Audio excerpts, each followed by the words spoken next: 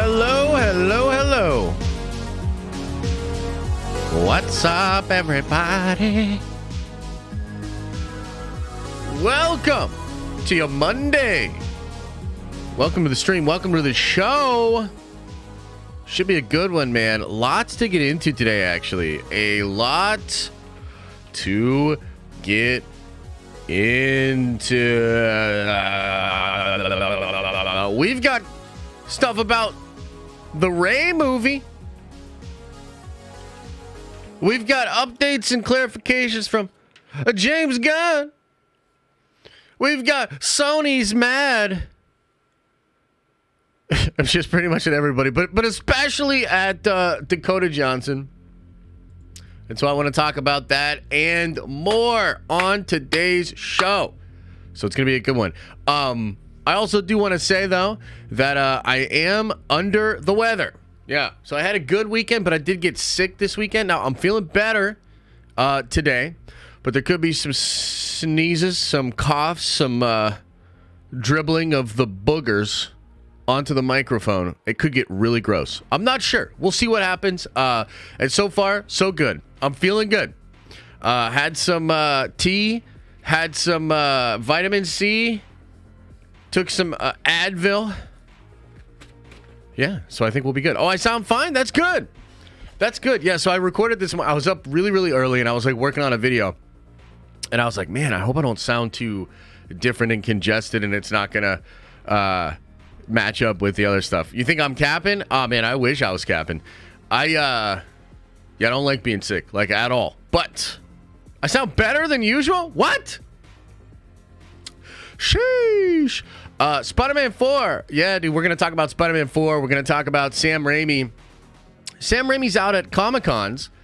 He's getting asked by people about Spider-Man 4, and he thought he could just get away with it. He could just talk about it, and we wouldn't notice. And we wouldn't be like, oh, well, that lines up with this, with that lines up with that, and this lines up with that. It's like the planets are aligning, and I think Toby Spider-Man 4 is going to be a real thing, 100%. So, yeah, we got a lot to get into today. It's going to be fun. Shout out to everybody that's watching on Twitter. Shout out to everybody that's watching on Twitch. I see a bunch of Twitch people in the chat. And shout out to everybody watching on YouTube as well. I think we're still on Kick too, and I'll be looking into that. I guess as far as show notes are concerned, the only thing that is going on this week, well, there's a couple of things going on. Number one, we're going to have another Nerdvenger stream tomorrow at 7 p.m. So if you're a member, either on YouTube over here or over on Twitch, come on by tomorrow night. We're going to be continuing our deep dive on the X-Men. Last week was really cool. I think tomorrow night's going to be really cool as well. Hopefully we can go for a little bit longer tomorrow and just really kind of get into it, because there's a lot of stuff I want to get into with the X-Men. Next week, X-Men 97 drops. I'm pretty sure it's a Wednesday drop. I'll have to figure out when. They're probably going to do the Bad Batch thing again, unfortunately, where they'll drop them both at like 3 a.m., technically Wednesday morning, which absolutely sucks. And I will not be staying up for that shit. Hell nah. Won't be doing that. But we will do some kind of watch party for the X-Men show. I really am excited about it. We might have to do it like later that night, maybe at Wednesday night or something like that. But yeah, next week, X-Men 97, it's going to be dope. That is going to be dope. So I'm excited for that. The Second Chance Kickstarter for Unity is still going on right now. And the vote from the collectors, as far as whether or not we're opening up the additional collector tier slots or spots, that's going to run from today until Wednesday. So by Friday's stream, we will know if we're going to open up the collector tiers or not. I'll let you guys know. And we'll see. They have to vote. We kind of had like a discussion over the weekend. A lot of them talking. I dropped a video in there to kind of share my thoughts. And we'll see. We'll see where that vote goes. Either way, I'm going to be doing a lot of stuff for Unity in these next couple of weeks, because I don't even know how many days we have left in the campaign. I haven't checked the campaign out since I left on Friday or on Saturday. But I want to be adding some cool stuff to the campaign for people that are already doing it. I've got to make the t-shirt thing pop up for people so they can get multiple t-shirts with no extra shipping if they want to. So we're going to be working on that as well. Yeah, I think that's probably it as far as 20 days left? Okay, cool. So we got like 2.5 weeks or something like that, almost 3 weeks. So that's great. So we'll continue to plug Unity and keep it going. You know what I mean? Because we're all really excited about that book. Shit's dope, man. It's really good stuff. What's up with you guys? Like, how was your weekend? What was going on with y'all? Did you guys have a good one? I had a good weekend, but I did get a little bit sick, which was kind of a bummer. My yesterday was like not the best. But Saturday was awesome. Got to play Warhammer, hang out. I also played a game. I think I've told you guys about this before. It's called Outer Rim. Do you guys ever remember me talking about that? Big Papa Quad says, who cares? Spider-Man 4, Spider-Man 4. Well, you're going to have to wait. You're going to have to wait on the Spider-Man 4 news, okay? I want to ease into it a little bit. Holy shit. Get some snow in Flag. Wait, what? I mean, we did have a snowstorm. Yesterday when I was driving from Pittsburgh up to Erie, drove through a snowstorm. It was beautiful. It was awesome. Josh's weekend equal Warhammer. Yeah, I had a lot of good fun playing Warhammer, but this game, Outer Rim, let me tell you about this a little bit. It is a freaking awesome game. Me and my buddies tested the game in, I believe it was in 2018 in Chicago for Star Wars Celebration. It was a Fantasy Flight game. It's a board game, but it is not only the best Star Wars board game I've ever played, it's like the best board game I've ever played. It plays a lot like an RPG where you're buying a ship, maybe buying weapons and upgrades. You're going around the galaxy, and you're trying to become the most famous bounty hunter in the galaxy. And, man, it is so much fun. One of the things that happened in the game early, just to give you an example, I played as Cad Bane, and the whole mechanic with Cad Bane was I was trying to get a ton of money because I could turn money into fame, which is the way you win the game. You got to get up to a certain amount of fame. And I'm like flying around the galaxy. I end up encountering Ahsoka, and I did this mission, and it's kind of like an RPG where you roll and you do all these checks and stuff like that. And I ended up like doing everything right, and then I got Ahsoka on my ship, and she helped me out with like one of my combats. Ah, man, it was so fun. And we were like listening to Star Wars music and just playing this game. And I just had this feeling of, man, I love Star Wars.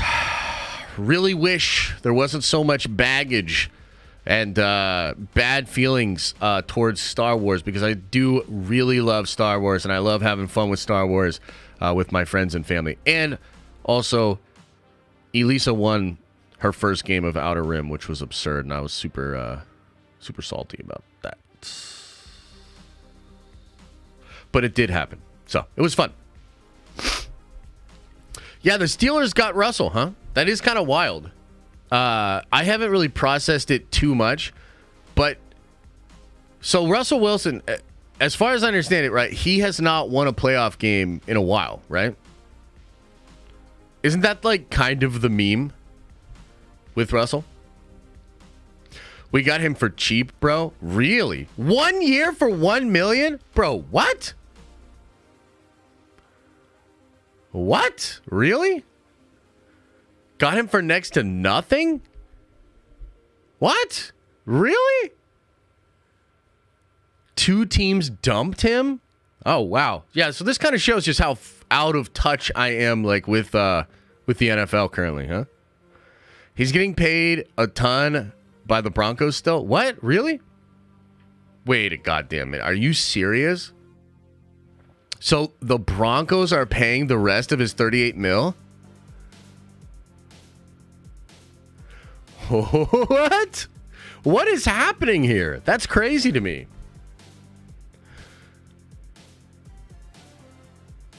So, wait a minute. So we're paying 1.2, and the Broncos have to pay him what, like about 37 milli? So he's making 40 million to play in Pittsburgh, but Pittsburgh's only paying him like 1 million. They took like $85 million in dead money to get rid of him. Wait, what? What the fuck? That doesn't make any sense. Okay, cool. Okay, interesting. Okay, now, when's the last time he won a playoff game? He gets like 20 mil for the next 2 years. That's crazy. When's the last time that he won a playoff game? They hate his guts over there? Why? What did he do? He's toxic? What do you mean toxic? Like he's toxic like the Nerd Vengers chat? Arrogant?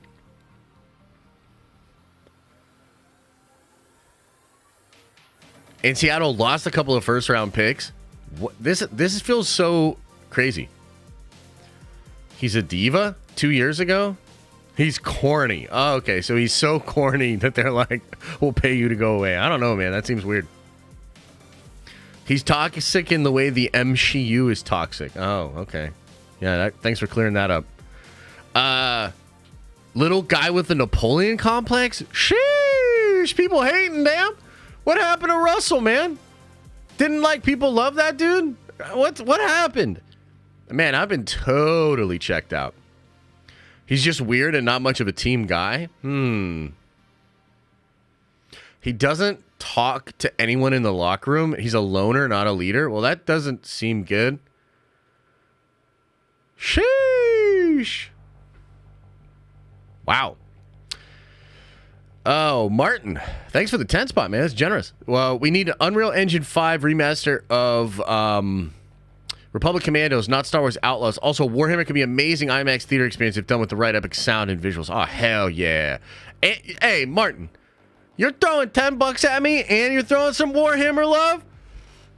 Woo! Let's go! Martin, appreciate you, bro. We're going to call the stream there, guys. I have gotten pretty much everything I think I can get out of this stream. It don't get much better than that. Martin! Thank you. We're going to call it there. Thanks for being here. I appreciate you all. And I'll see you later. Just kidding. His teammates want to talk to him, though.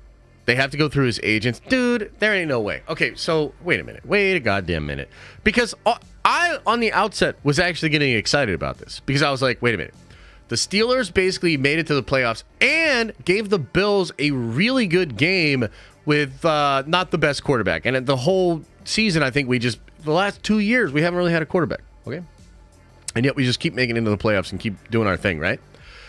So I'm thinking, okay, Steelers, no quarterback, basically getting there. Russell, getting there but not winning, doesn't have a team around him or something like that.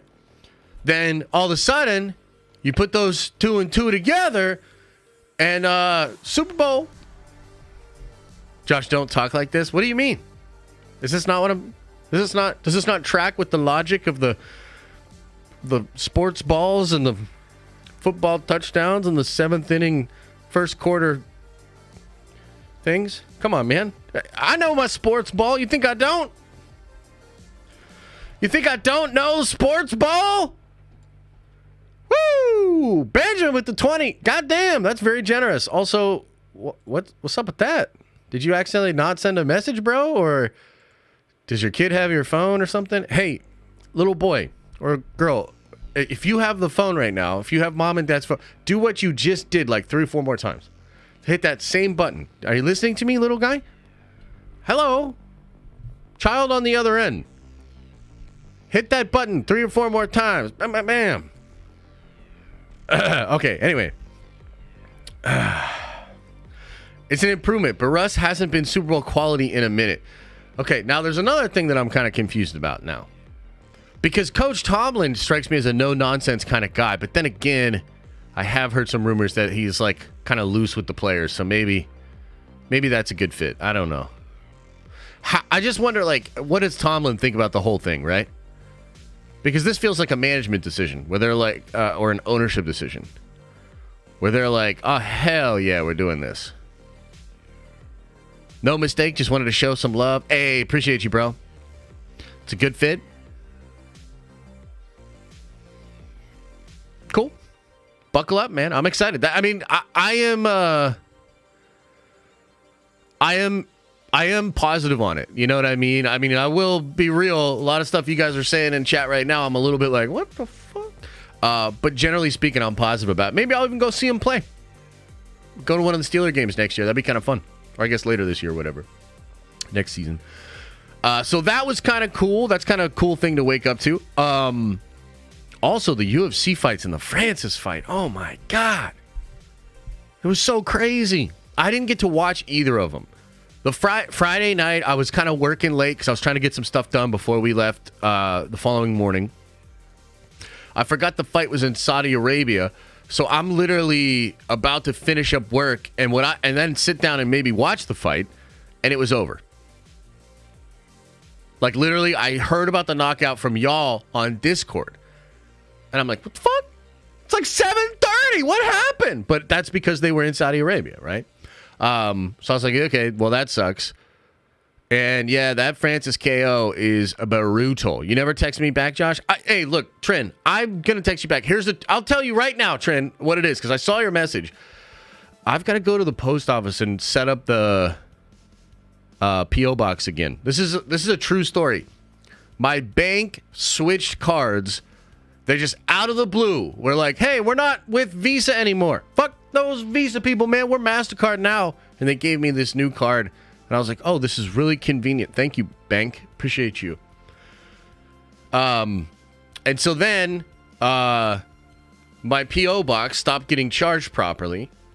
And so then I never went over there. And so the P.O. box is gone. And so then now I have to go over there and get the P.O. box set back up, and I still haven't done it. So that's what's up. But I will get you that. And also, don't send me. I don't know what you're saying. You're making me nervous, Trin. You know what I mean? You're making me a little nervous. But I'll let you know when I get the P.O. box set back up. Okay, let's just talk very briefly about the fight stuff. We'll wait for some more people to get in here, and then we're gonna start talking about the nerdy news, baby, because there's a bunch of nerdy news stuff. Give me that Toby Spider-Man 4 on the ASAP Marvel. I agree. Where's the Magneto helmet? It's on my shelf, actually. It's on my shelf on the bookcase out there. You know, randomly, Jared, and here we go. ADD. Welcome to the den of ADD. The other day, it was raining, and I was taking the dogs on a walk. I almost grabbed the Magneto helmet. I even told Elisa, I was like, I'm going to throw this Magneto helmet on. I'm going to go take a walk with the dogs with the Magneto helmet on. But then I didn't want to, like, damage it or whatever, so I didn't do it. But, yeah. Okay, TLDR on the fights. TLDR on the fights. God damn it, that was a savage knockout from Francis. What the fuck? Was the last fight a fluke? What's going on? Is Francis going to be able to return to boxing? Have all my hopes and dreams of Francis being new Black Rocky in real life been smashed into a million pieces? I don't really know how to deal with it. That sucks. Number 2, incredible card on Saturday. Sean O'Malley. Kind of him. I mean, he beat the bricks off of Cheeto Vera, man. He fucked that boy up for 25 minutes. That shit was crazy. MVP, way better than Holland, which sucks because I like Holland way more. Dustin Poirier, absolutely still a dog. Deserves a title shot against Islam. That would be fucking awesome to see.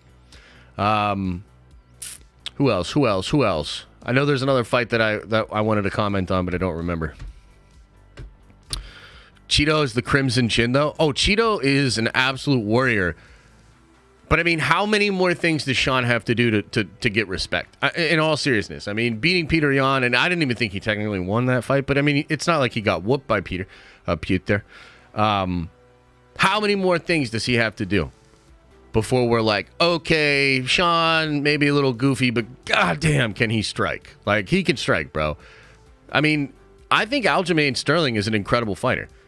He made it look easy against Aljo. So, like, at some point, we're going to have to be like, yeah, O'Malley is kind of him, you know? So, yeah, I guess that's kind of the take on all the fight. I wish I was going to be able to watch the fight, too, on Saturday, but it was just too inconvenient. Like, we were playing that Star Wars game with, like, you know, Elisa, my best buddy, and his wife. So I didn't want to be that guy that's like, put the UFC fight so I can be ignoring you guys for the next couple of hours. You know what I mean? So I didn't end up doing it. But, yeah. How likely is Paul versus Tyson fight getting canceled? I don't think it's going to get canceled at all. I mean, that's Netflix, man. Netflix will wheel him in there and put his limbs on fucking strings if they have to and marionette Tyson. You know? They're about that money. So that shit's going to happen. Did you see how many Madam Web, or see how Madam Web was the butt of many jokes at the Oscars last night? I know it was a butt of a John Mulaney joke.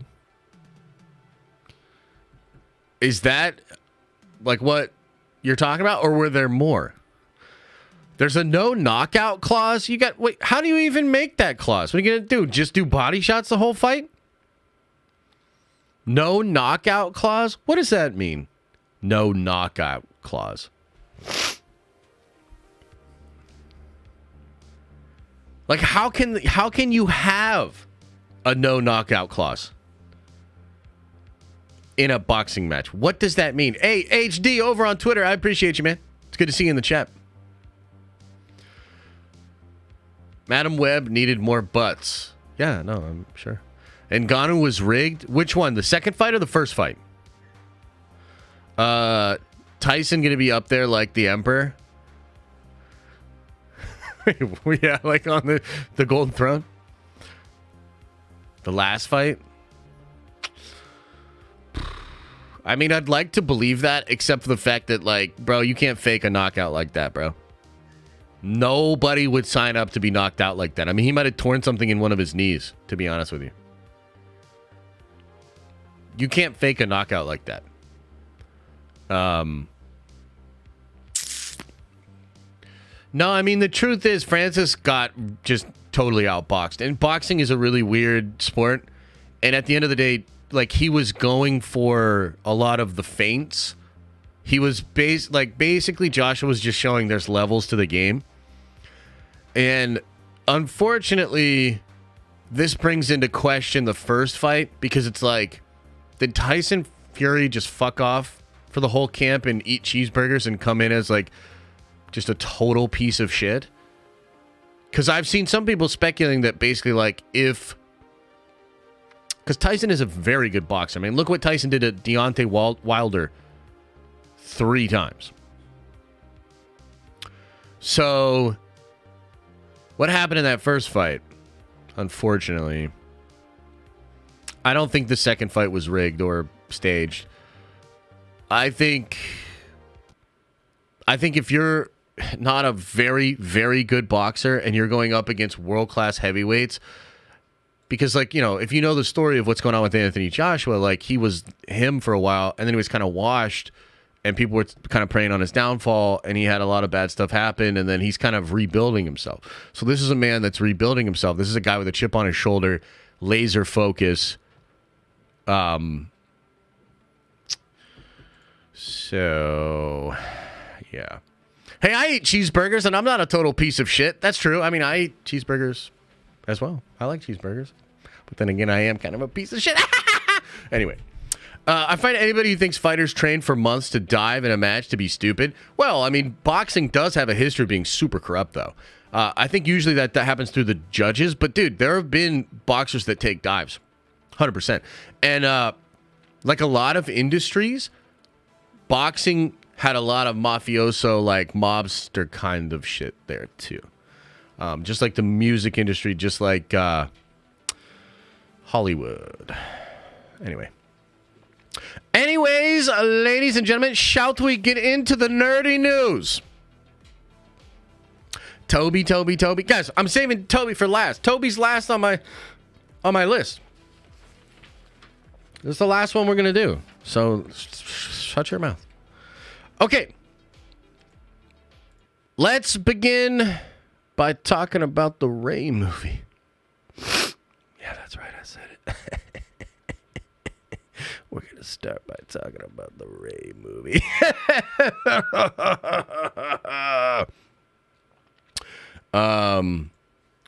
Okay, the Ray movie. It's still happening. But is it, though? We're going to get into it. A lot of comments, a lot of rumors, a lot of weird shit happening when it comes to the Ray movie. Remember, I think it was just last week, Bob Iger said we're quietly canceling some movies. And then do you remember when a lot of us said, well, the obvious one to do is the Ray movie? By the way, if you do want the Rey movie canceled, throw a 1 into the chat. I'm just interested. Okay, so let's get into this because Daisy Ridley did actually make some new comments about the whole situation, and there is an article / new rumor suggesting that the movie is actually canceled, which is interesting. Okay, so let's read through this article and go through the updates here, and then I'll go over the other article, which again is claiming that the movie's canceled and nobody told Daisy Ridley. And look. Would that be crazy? Yes. Would I feel bad for Daisy? Sure. But I'd also be celebrating like the goddamn Ewoks at the end of Jedi. Okay, anyway. Daisy Ridley says new Jedi Order could start filming either late 2024 or early 2025. Will read script eminently. Oh boy.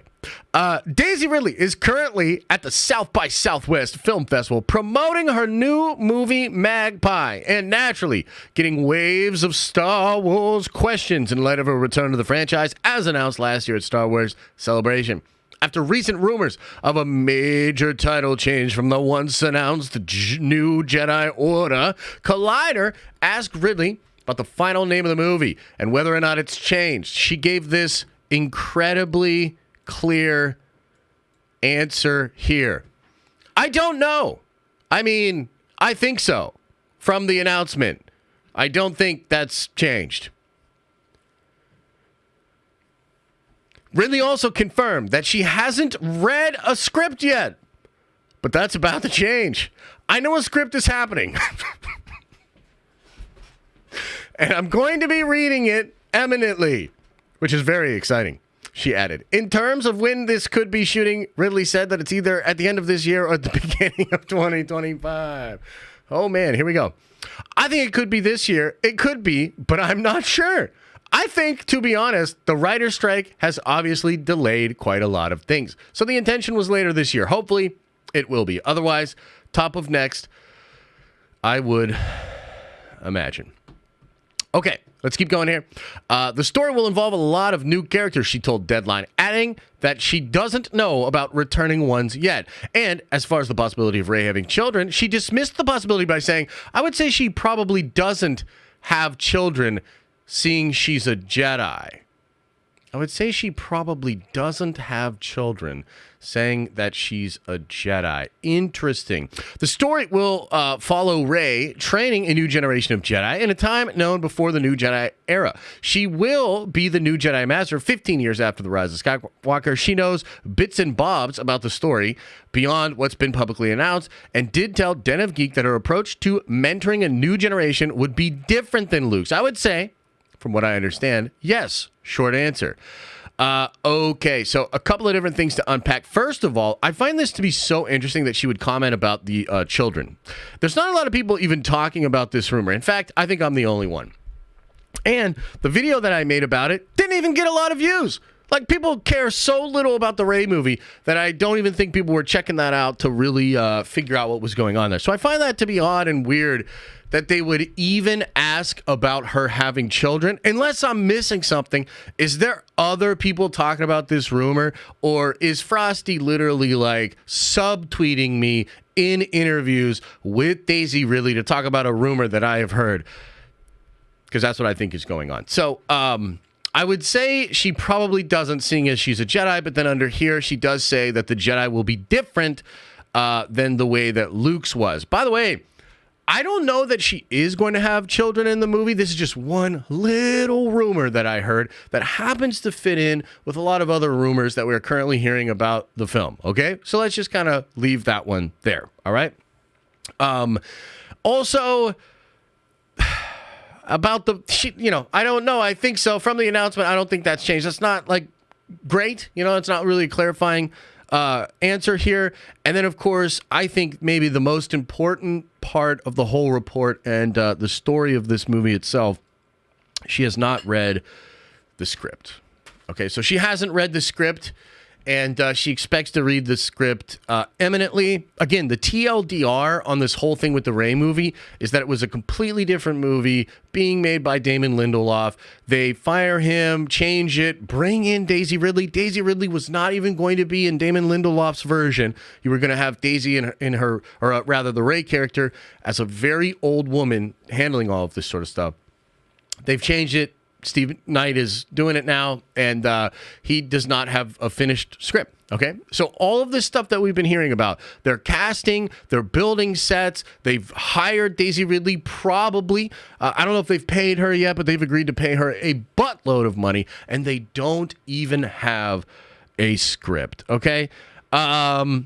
So let's talk about this new article here, right? Because there is the possibility here, and this is over on the World of Real. And one of the reasons I want to bring this up is because not only do I think it could actually be real, but Jeff Snyder has hinted recently in the podcast that maybe some stuff about the Ray movie that's being reported is not true. Okay? And Aaliyah was the person that brought this to my attention. A lot of us are starting to believe that this movie actually could be canceled. Let's read this article.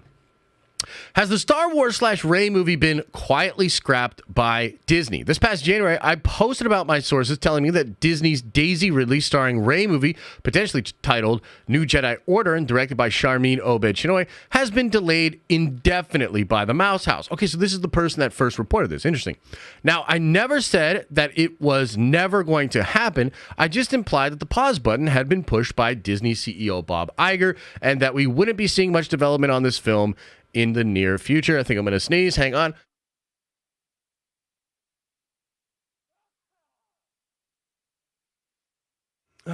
Okay. Okay. Well, Empire City, who have been right with their intel rumors numerous times, are backing me up here, but also going one step further by claiming that the film has actually been totally scrapped by Disney and that Ridley has yet to be told about the decision. I keep hearing that one of the projects that Bob Iger and Disney mentioned this week that they have been quietly killed off but haven't made public is in fact the Ray movie.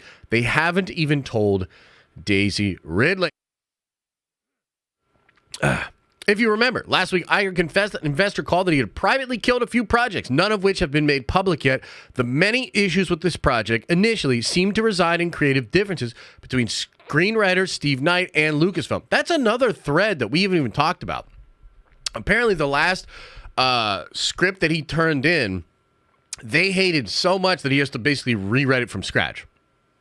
That was reported, I believe, by Bespin Bulletin. It was somebody in the game, somebody that's reliable, right, was talking about that. Initially, Bespin, by the way, was backing up the reports that the Ray movie had been delayed indefinitely. Remember? He got a lot of heat for bringing it up. But he said, like, I've listened to this person before. I think they're actually reliable. Just kind of walked it back because there were other people saying, no, it hadn't been delayed indefinitely. But I do remember that. I remember also a lot of insiders kind of commenting on this and being like, well, yeah, he did turn in a script that they hated. And yeah, he is probably really frustrated. But he's probably going to stick it out and continue to write it. Because there was some people reporting that it had gotten so bad that Knight was going to leave the project, right? He was like, done. I believe that's kind of the timetable on all of that, okay?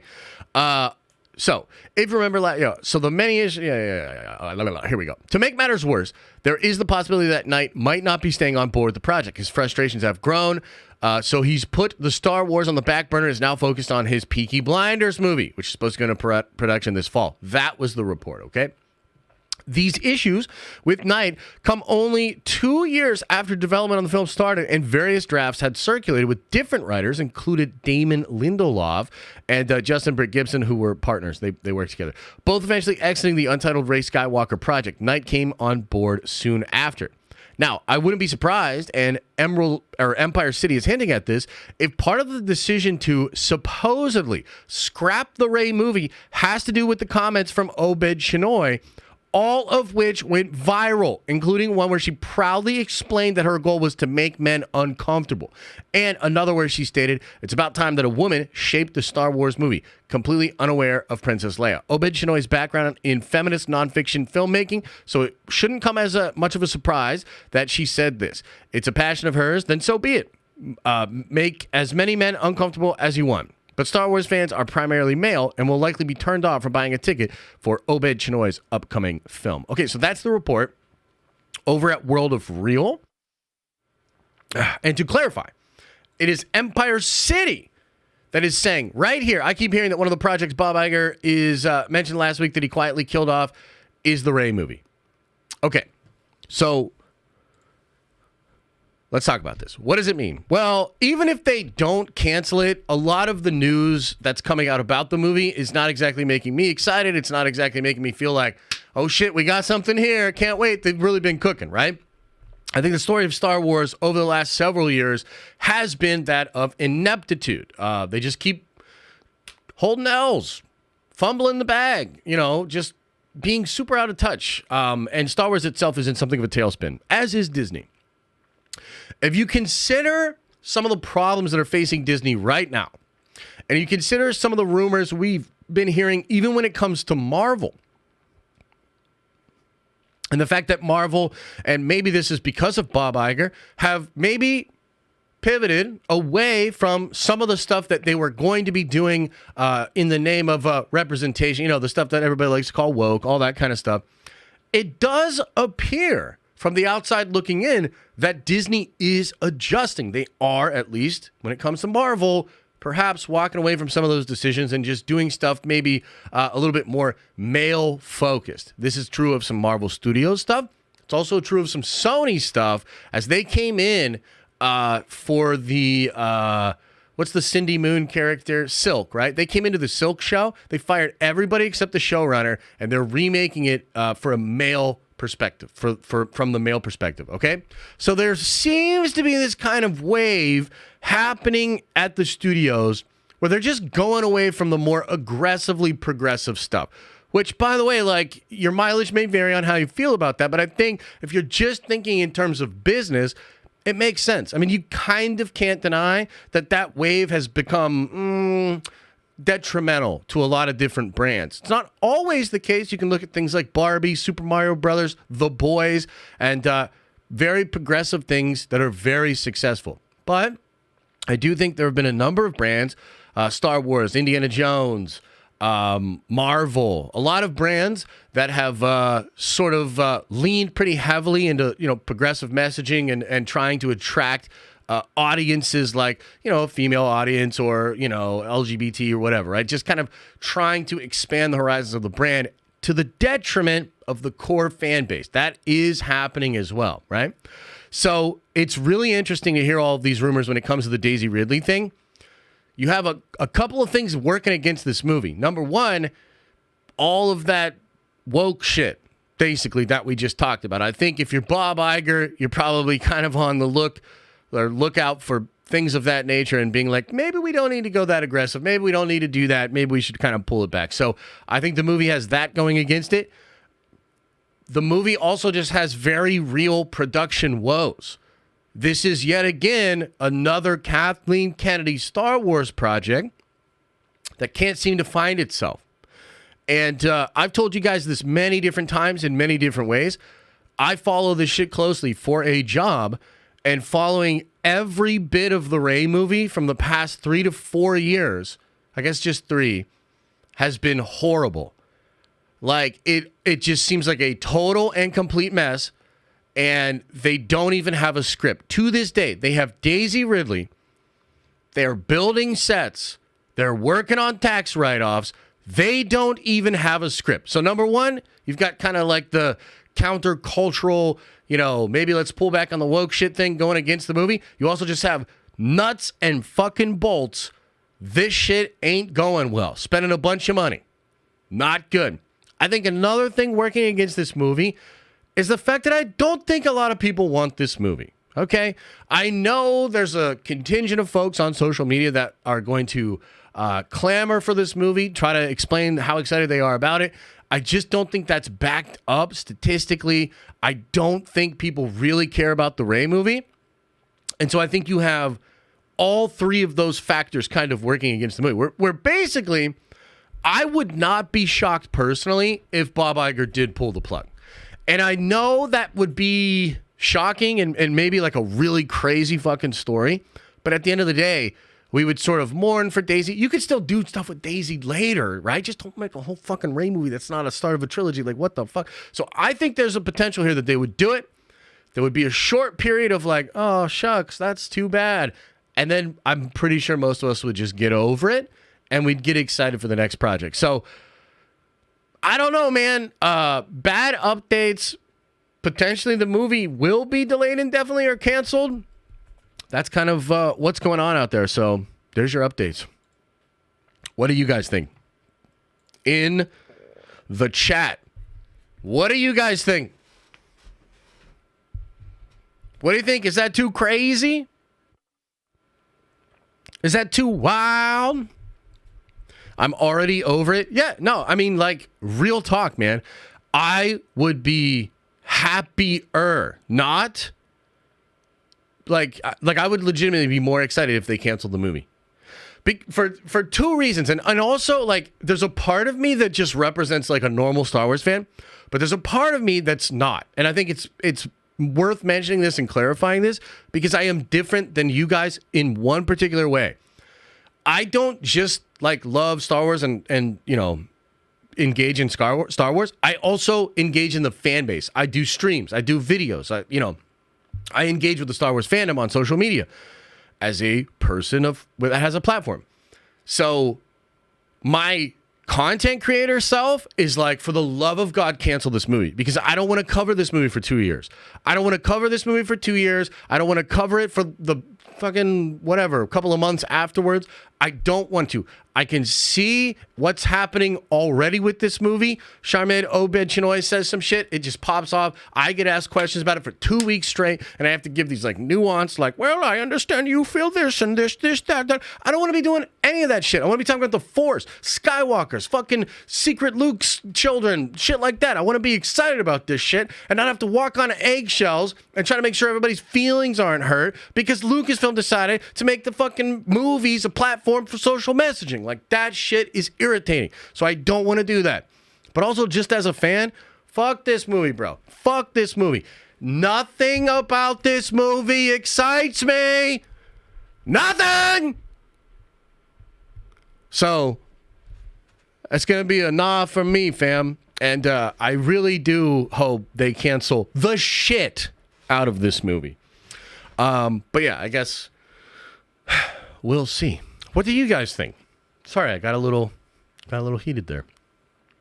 Why can't they just let us have fun things and just enjoy them for being fun? Yeah, I don't know. I mean, Disney is kind of they've been fucking that exact thing up, to be honest with you. And like, look, at the beginning of the stream, right, I was talking about Star Wars Outer Rim, an incredible game. There's this Star Wars card game that I'm excited about. I'm going to go try to get some of that. I love Star Wars, man. All I want to do is just love Star Wars. It's like they're getting in the way of something that should be so simple. Like, so simple, bro. Like, just give me Star Wars. Oh, and you know what else? Oh, shit. Here we go. I got something else to rant about, okay?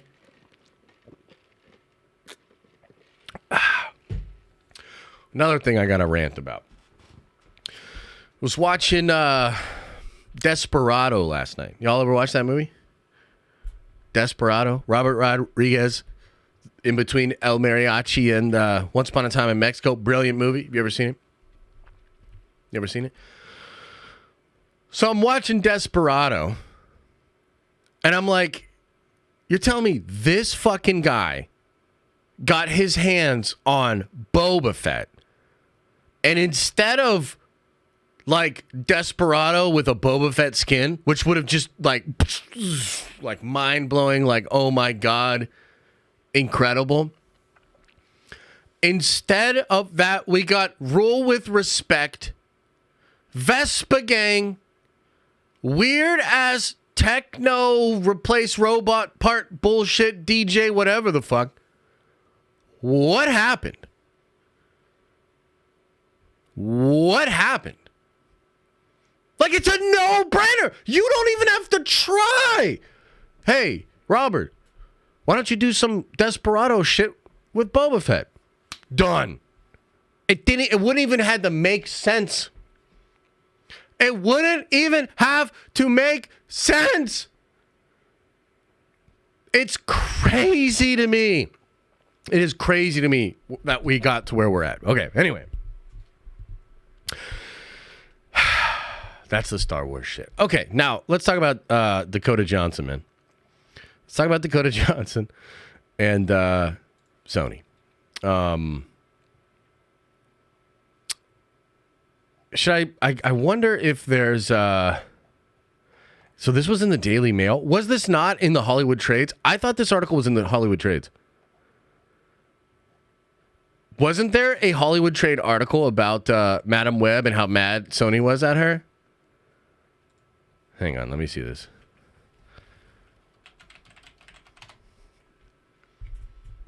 I swears to gods it was there.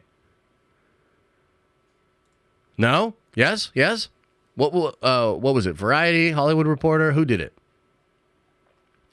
Somebody put that out, huh?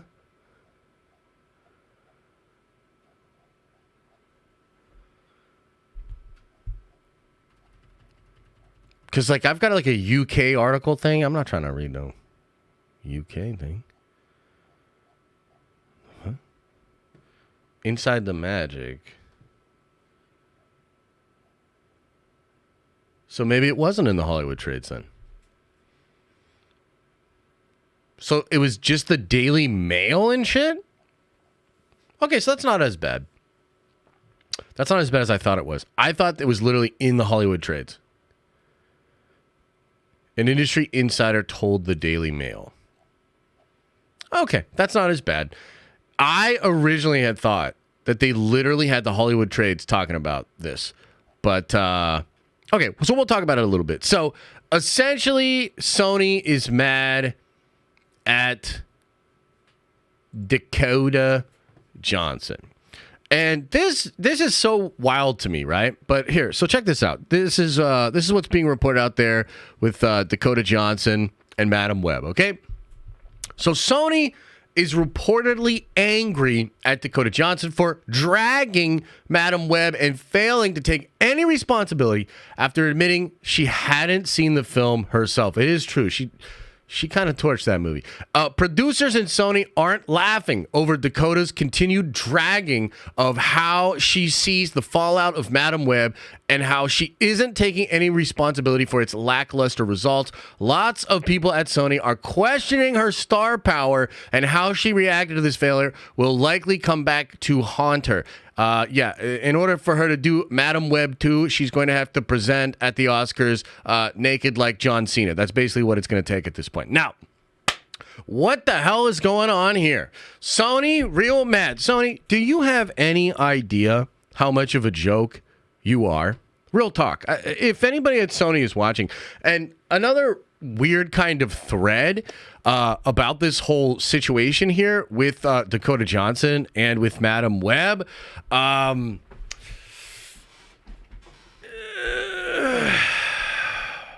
You've got Sony, and they're just so completely ridiculous and out of goddamn touch, right? And you've had Dakota flaming them. You had Sydney Sweeney flaming them on Saturday Night Live. Didn't hear about how mad they are about that. You've got John Mulaney torching them at the Oscars. This movie is like not only all-time bad, but all-time memeable. And if I were people at Sony, yeah, I would be totally embarrassed and I would be totally shocked at how bad this is. There was an article came out, I think it was a week or two ago, talking about how this movie in particular, Madam Web, had not just its own kind of stuff at stake, but Sony was planning on using this movie and concepts within it to launch a whole bunch of connective tissue and to build this whole wing of their cinematic universe, okay? And they have fucked that up so badly that they have to now cancel all of that and all these plans. It's a stink on comic book movies in general. It's a stink on all of these people in it. But I will say one person that came out pretty clean was Dakota herself. Dakota herself was hilarious in the interviews, hilarious doing the press for this movie. It was, I want to say it was better than the movie, but I haven't seen the movie. I never will, so I don't know. But it was at least entertaining for me, and I actually became a little endeared to Dakota Johnson and her sort of curmudgeon, not very emotive, kind of flat personality was really interesting and funny to have a person like that leading a movie like this that we all knew was horrible and going to bomb, and she's just kind of trying to do her thing. And I actually thought she was kind of funny. And to me, her stock personally rose from this. I just think this is one of those things and one of those examples where some people in Hollywood are just so completely, stupidly, weirdly out of touch, and they're literally like mad at her. They're mad at her rather than mad at the people who made all kinds of decisions that she had nothing to do with, which inevitably led to this movie being absolute horseshit and being the laughingstock of the internet. And it's like they take zero accountability. They just want to point fingers, and they will literally use their resources to try to like hurt her. And I originally thought this was coming out in the Hollywood trades, and I was like, damn, like they're really going after her. They didn't quite go that far, but it's still people over there sourcing, going out to others and trying to get this circulating out there. And I really wonder, like, how at this juncture, when Hollywood is facing so many different challenges and so many different changes, how will they handle situations like this where they are so clearly on the wrong side of history in this one, and the whole internet is against them? The only people that are standing up for Sony right now are like studio employees or family of studio executives, and like just nobody has this movie's back. Nobody has Sony's back. And a lot of people, I think, do have Dakota's back. So a very weird example of how the modern day internet and the reality of social media and the platforms that people have will kind of run up against institutional power and Hollywood's massive propaganda machines. And so I just wanted to share this with you because I think it's kind of funny. Fuck you, Sony. And Dakota, you're all right, man. You know, real talk, Dakota, like if they fucking blackball you and get you out of Hollywood completely, you could do a podcast, you could do a YouTube channel, you could start streaming, and you would probably literally make more money, and you wouldn't have to answer any of those fuckers anymore. So, yeah, Sony gonna Sony. Hollywood gonna Hollywood. That's all I got on this one, guys. What do you guys think? Yeah, I think that's all we got on that one. What do you guys think? Is there anything I missed? Anything I missed? What else is going on with this? The Den of Dakota? She could also do different kinds of content. You're talking about OnlyFans? Yeah, she could probably crush. Like, real talk, she'd probably make more than she ever did in her whole Hollywood career. She's a Nepo baby? Is she The Rock's daughter? I didn't realize. Is that where the Johnson comes from? So she's basically The Rock? Is that what's happening? Did you see Madam Web get flamed at the Oscars last night? I saw the joke that John Mulaney did. Is that the only one, or were there others? Oh, Don Johnson. Oh, okay, right. All right, yeah, Don Johnson, right, yeah. She's Don Johnson's daughter. Oh, wrong Johnson. Okay, I get my Johnsons mixed up, you know what I mean? I'm not as good as, like, Campia, you know what I mean? Yeah, that was it? Okay. Cool. Also, her stepdad is Antonio Banderas. What? Really? Okay. Interesting. Interesting. You do love Johnson. Oh, good for you, Logan M. Well done. Very funny. Okay, should we talk about James Gunn? Should we talk about James Gunn? What do you guys think?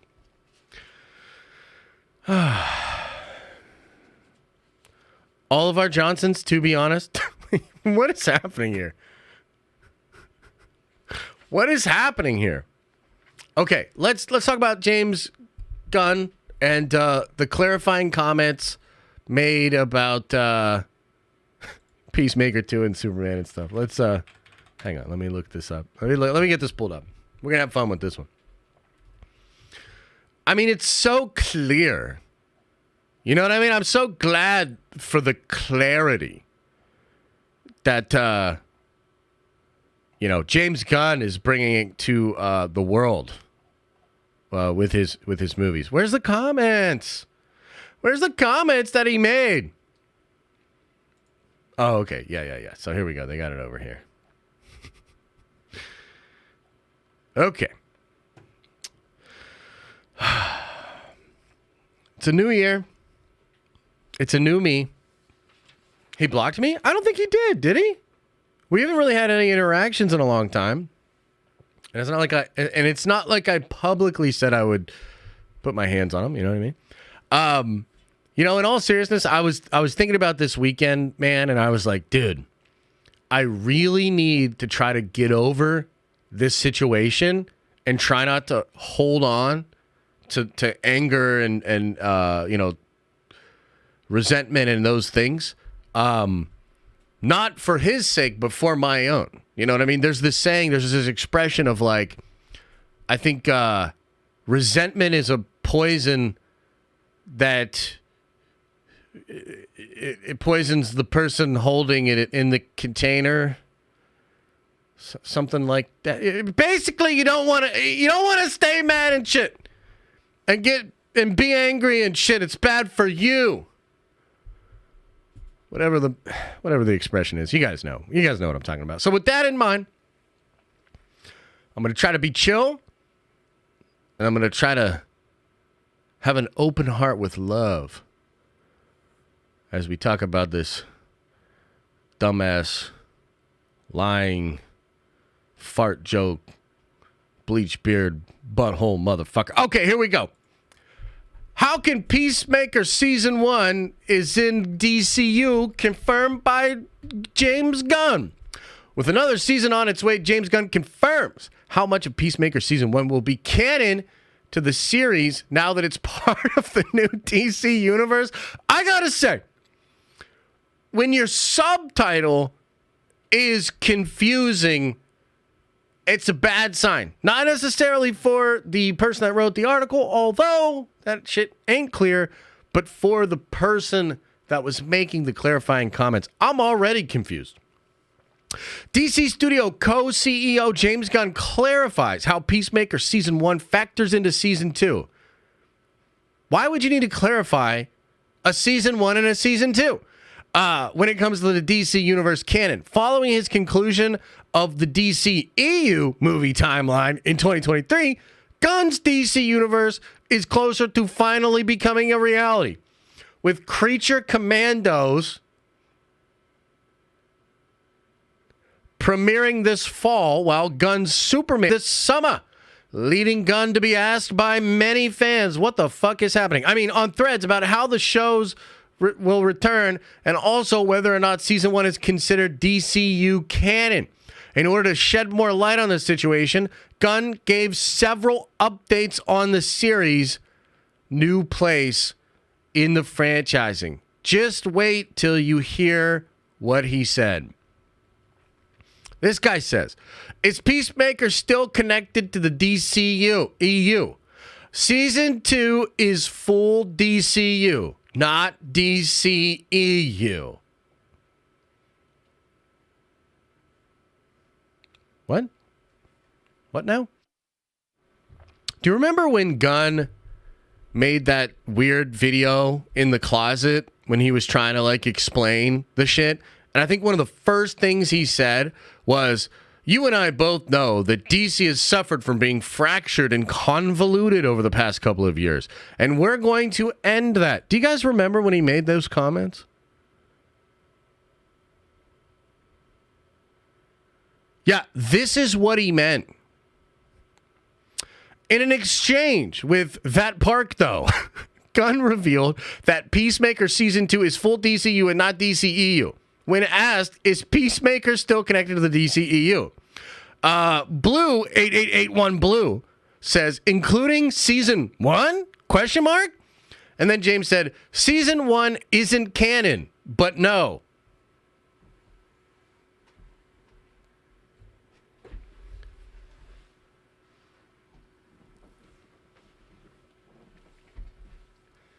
There ain't no way, fam. There ain't no way that this is actually happening. Okay? So he goes on. But Peacemaker killed Flag, and Augie still is James Gunn? I mean, Peacemaker, what a joke, should always be a part of him. Especially that Harley and Flag Sr. would have both a sick, fully grudge and the D-bag because Flag Jr.'s murder. Many strands will remain consistent, yes, insofar as Peacemaker's story goes.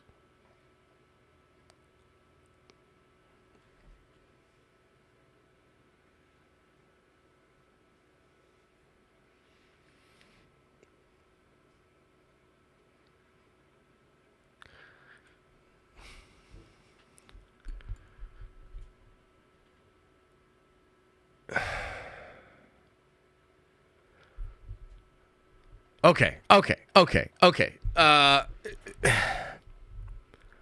Do you guys remember the video that Gunn made in the closet where he was like, the DC... Maybe we should pull that up. Let's pull that up.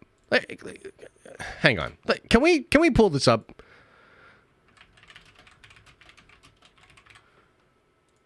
Can we pull this up 1 year ago?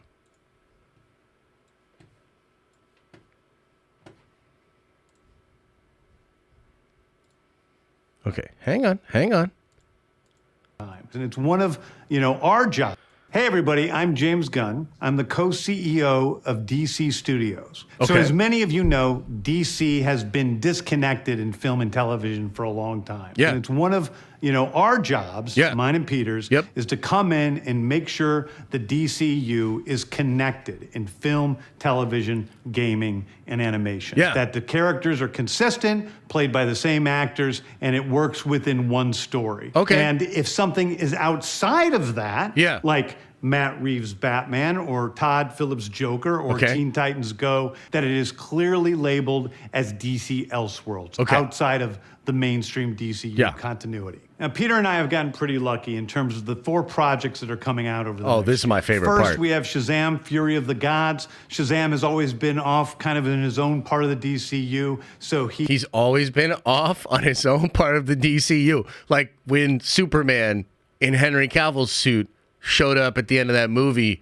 and Wonder Woman showed up in the second movie. Right. He connects very well. That moves directly into the Flash. So he connects very well. A fantastic movie that I really love that resets the entire DC universe. Right. That nobody saw and is still to this day maybe the biggest bomb in the history of Hollywood. Then to move into Blue Beetle, Blue a fantastic film about a kid who's a marvelous part of the DCU, and then into Aquaman 2, which leads directly into our next few. Dude, Blue Beetle, awesome movie, leads directly into... That's what I'm going to tell you about now. So, Peter and I, along with a group of very talented writers, have started to map out an 8 to 10 year plan of what DC Studios will be in film, television, and gaming. Cool. This first chapter is called Gods and Monsters. Now, this, what I'm about to tell you, is a part of the first chapter. It's not the entire first chapter. Okay. The first project is Creature Commandos. The first Creature project Commandos is an animated series. I've written all the episodes. Something we're going to do that's a little bit different at DC is... Okay, look, the point is, and what I'm trying to say here is, like, he's talking about how it's disconnected, convoluted, and, wants to fix it. This is how he's fixing it. He's literally making season 2 of a show that was canon to the old canon. And threads of that show still exist for the characters of that show, but it's all DCU, and it's now become canon to everything that's DCU. Right? So, like, I'm sorry, man, but, like, the idea of needing to clarify a season 1 and a season 2, if this is an issue, I'm going to go ahead and say, don't make the season. I have no idea why this show is existing, why they are doing it this way, making it semi-connected to its own first season. And now it is canon to a new universe. And I can't wait to watch all of the James Gunn supporters and the James Gunn bot accounts try to explain away and try to say that this is a good idea. I mean, how many different things does this motherfucker need to do that to show you who he is and what he's doing before we're like, I don't know if this dude is qualified to be doing this? Now, look, at the end of the day, let's be fair. This isn't that big of a deal because Peacemaker had Miss Marvel numbers. Nobody watched it. I'm not going to watch season 2, so it doesn't really fucking matter. Other than, yeah, all of his friends are getting another check because he's now the president of that studio, right? So it doesn't really matter in the grand scheme.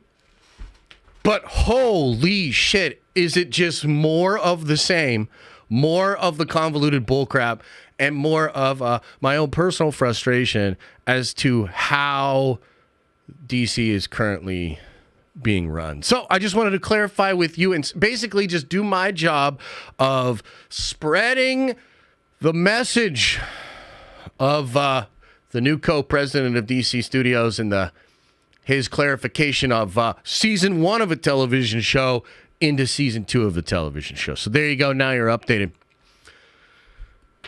What do you think, guys? I mean, what do you think? Do you feel good? You feel like you know what's going on? You understand? Yeah.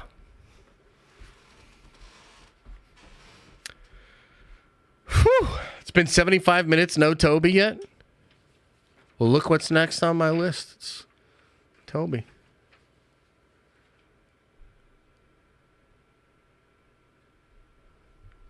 So there you go. Yeah, we don't care about Peacemaker. Yeah, no, I mean, look, at the end of the day, again, it's probably not the biggest deal, but it's just another, like, it's Gunn. It's just Gunn being Gunn. So there you go. That's the clarification. I think it's one of the stupidest things I've ever heard when it comes to superhero content. But I'm obviously a little biased myself. You know what I mean? Okay.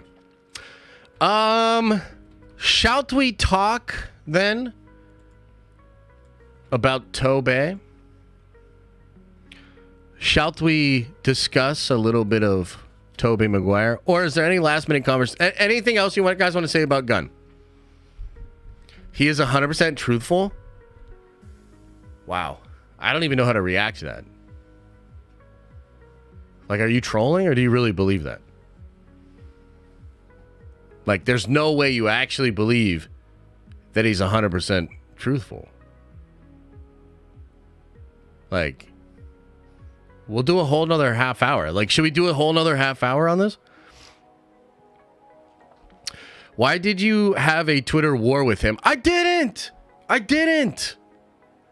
I trust James Gunn with my life. Well, I guess there are reasons why cults exist. You know what I mean? And I guess, you know, maybe for some people, Loki was right. You know, in Avengers 1. Okay. Let's talk about a little bit about Toby. Let's talk a little bit Toby. So, This one's pretty freaking interesting, guys. And there's a lot of smoke. I think the thing to say right away here is that there's a lot of smoke about Tobey Maguire, Spider-Man 4, okay? Now, I've technically been covering this in some videos, talking about some of the different rumors. I'm going to talk to you about something that happened over the weekend that just throws more smoke out there, and then I'm going to touch on the other things that have been going on to kind of explain to you why I think this is real, okay? So this happened at a Comic-Con, I believe it was, over the weekend. And you had this account here that was asking Sam Raimi, which heavy spoilers is following him. And by the way, I think Paul probably followed him and then it like hit him up in the DMs and was trying to get all the juicy details and everything just so Paul could make a video and steal all the thunder and you know, make my videos and reporting irrelevant. So forget you, Paul. And also, Lucas, don't talk to Paul. Talk to me. Okay, anyway. So this guy had a conversation with Sam Raimi. And this is what he said publicly. He said, he told me that the chance of this happening, that there are chances of this happening simply because he has the same desires we do. But if it happens, it will have to be at the right time. Okay? What is he talking about? Tobey Maguire, Spider-Man 4. So he was asked by this dude, what are the chances of Tobey Maguire, Spider-Man 4 happening? Sam Raimi says they are because he desires the same thing we do. That is another movie, but it would have to be at the right time. Okay, now on its own, that's really not news. You know what I mean? On its own, that's really not a big revelation. I mean, there's always a possibility of things happening, okay? But as it stands, there's more to the story. I've been reporting about this and talking about this for several months. Just recently, I want to say it was 2 weeks ago, Tom Church, the actor, I think he goes by Thomas Church or something like that. He's the guy that played Sandman in all of the Toby things, and he also played Sandman, of course, in Spider-Man No Way Home. This guy said in an interview recently with comicbook.com that he has heard that Sam Raimi is doing another Spider-Man movie with Tobey Maguire, and that would be the movie that he would return for. On top of that, Tom Church actually said that same thing about a year ago. I put this into the video, but even last year, Tom Church was talking about Tobey Maguire, Spider-Man 4. Around that time, when Tom Church was talking about this, I had a source tell me that there's a chance Tobey Maguire would pop up in the next Tom Holland Spider-Man movie. I remember I made that video and I said, dude, there's a chance Tobey Maguire is going to pop up in the next Tom Holland movie. Everybody was like, no, it's not going to happen, blah, blah, blah, blah. Then all of a sudden, earlier this year, we start getting all these reports that Sony and Marvel are negotiating a multiversal and street-level version of Spider-Man 4. And that one of the things Sony wants is Toby and Andrew back, okay?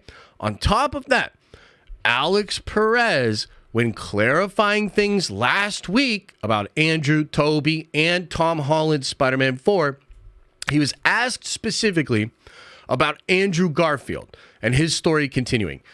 Alex Perez said something to the effect of, they want to continue Andrew Garfield's story, but the chances of him getting his own movie are very slim, but you're probably going to get more of his story.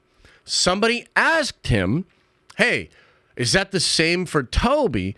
And Alex kind of vaguely responded with a gif that said, that's a little different, implying that there are actually plans for another Toby Spider-Man film, okay? Now, on top of all of that, and this part here is speculation, okay? So I want to just be clear. This part here is speculation, and it could actually be happening, but it's not based on any reports or news, okay? But Marvel is looking at Sam Raimi to direct Secret Wars. Potentially to be the sole director of Avengers 5 and Avengers 6. If that happens, very unlikely that Sam would do Spider-Man 4 with Toby, okay? But there are also a lot of rumors that Sony wants to do multiversal stuff, not just congruently with the MCU leading to Secret Wars, but even after it. Okay, so this is one of the things that I've been saying in some videos and some streams. Daniel RPK reported that the multiverse itself is going to exist past Secret Wars, and Sony's the reason. The reason that it's happening is because what I've heard is Feige wants one Marvel universe. He wants just one Marvel universe. That's what he wants to do after Secret Wars. Soft rebooted X-Men, Fantastic Four, and potentially Sony Spider-Man characters all in the same universe. Sony, not interested. Sony wants the multiverse. And of course it makes sense because the multiverse allows them to have Andrew, Toby, Tom, across the Spider-Verse, all the different Spider-Man. Sony kind of realized, oh, well, we've got Spider-Man. We also have every version of Spider-Man from throughout the multiverse. So if you start to kind of like think about the context of them fighting over Tom Holland Spider-Man 4, the rumors of a Spider-Man 4 happening with Toby, the fact that the multiverse will extend past Secret Wars, you start to like think about all of this. And I think that Sam Raimi's Spider-Man 4 could be real. It could be happening before Secret Wars, but it could even be happening after Secret Wars, because Toby is going to be in Secret Wars. He's going to be one of the leads. That's a long-standing rumor. It's a big, big deal. It's part of the reason that Marvel kind of has to play ball with Sony, because Feige badly wants Toby. Just the other week, we heard it that Hugh Jackman, he's down for Secret Wars, but only if he gets to interact with Toby and RDJ. One of those people Feige has zero control over. That's Toby. So this is the whole reason as to why there's so much conflict and tension between Marvel and Sony. They have to work together. They have different goals and ideas, and it's probably really frustrating. But if, and I don't think this will happen, but if they could figure it out so that Sam Raimi does Spider-Man 4 with Toby and it's multiversal, and he does that before then doing Secret Wars, that is a super big W for Kevin Feige. Here's why.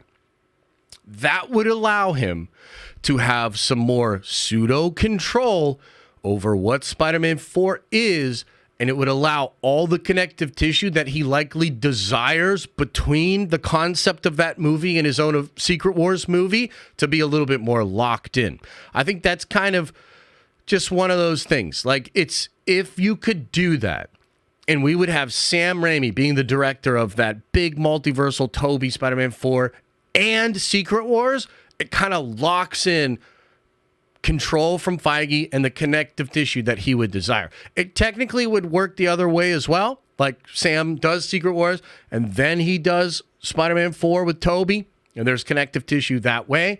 But I could actually see this happening. And by the way, these conversations are happening. There's smoke here. There's definitely conversations happening. Don't know if it'll actually shake out. Don't know if you actually will get Toby Spider-Man 4. But it's something that a lot of interested parties want. That includes Toby. That includes Sam Raimi. It includes Sony. And I think it even includes Kevin Feige and Marvel Studios. So that's the latest update. And it's kind of crazy because it lines up with a lot of news, a lot of rumors, a lot of leaks that we've been talking about for some time. So I think it would be absolutely awesome. And I think it has a good chance of happening too, which is dope. So that's the story, ladies and gentlemen. What do you think? What are your thoughts, chat? What do you think of that? What do you think? What do you think?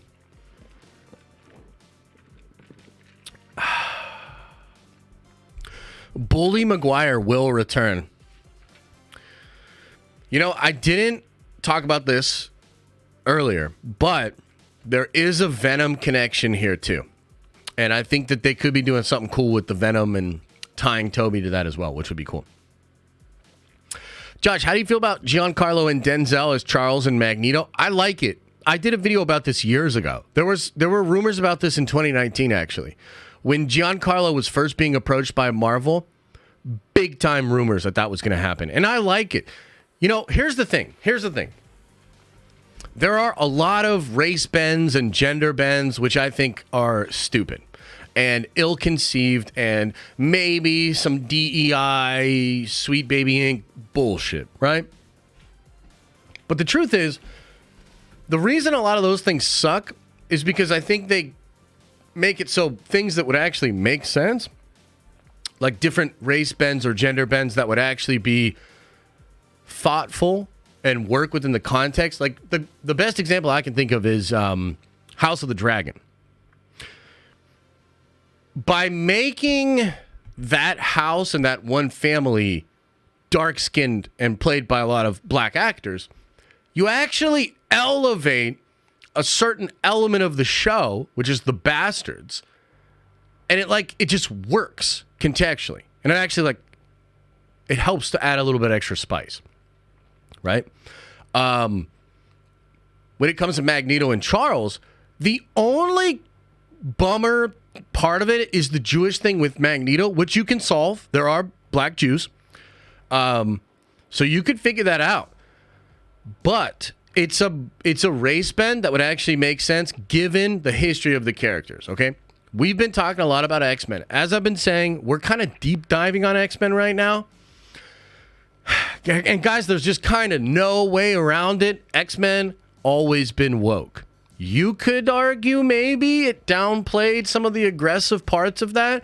You could maybe say escapism was always a high priority for the X-Men. I totally understand it. But more than any other property we've ever talked about when it comes to Marvel, Star Wars, or DC, the X-Men are woke. They have literally always been that. It is a part of their identity.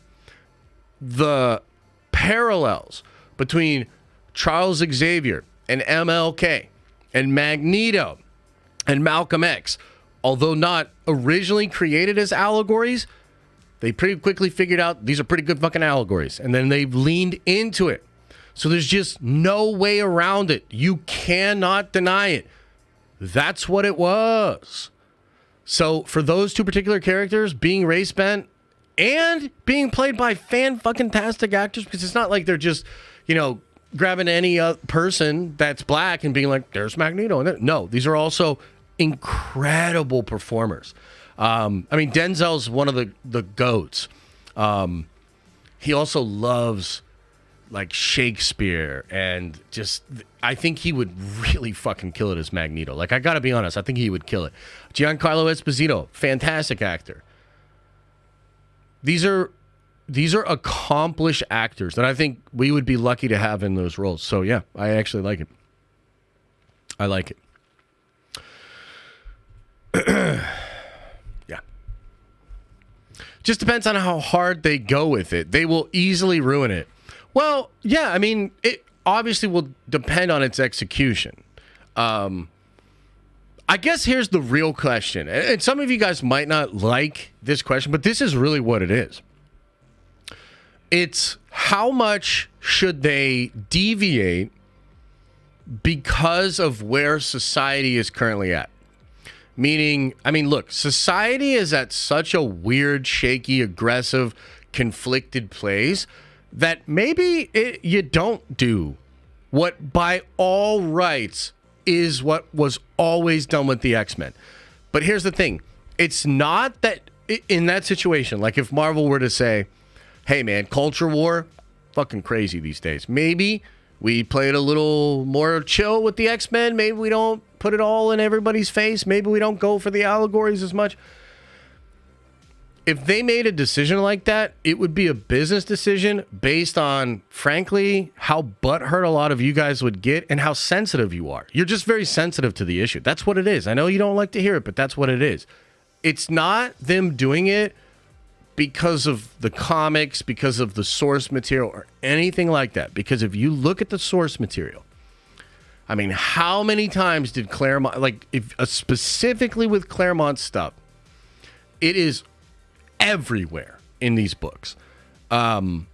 So if they did it, this would literally be a case of people straying, going away from the source material in order to be less divisive in the current audience. That's what it would take. And it feels like that's what some of you want. But some of you want that, and you think or you claim that that's how it always was, that that's the truth of the X-Men. You're wrong. You're just wrong. Like, that's not true. But I could also understand why maybe you don't go crazy with it, given the context, given the culture war and all that sort of stuff. Do you know what I mean? So yeah, that's my sort of long-winded answer about the X-Men. How do you feel about it? You know, you're just probably going to yell woke either way, huh?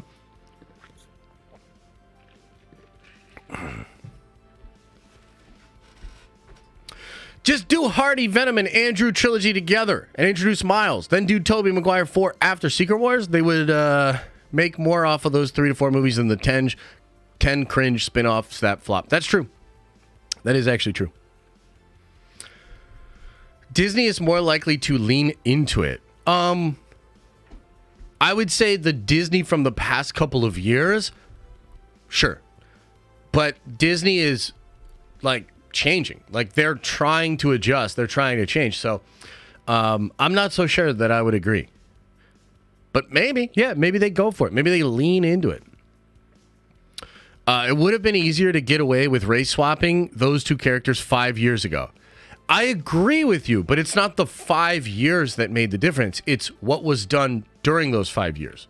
A lot of brainless, lazy, DEI-driven decisions and stupid race swapping that's just so dumb. Like, so that's the problem. Is like, and Hollywood would never admit to this. But the truth is this, basically. This is what it is. They fucked up race swapping and representation for 5 years straight, and then they got to the X-Men, and the audience is fatigued of it. That's what it is, really. It's like Disney fucked it up for 5 years straight. Now they actually have the thing that probably would have been the place to do all of that.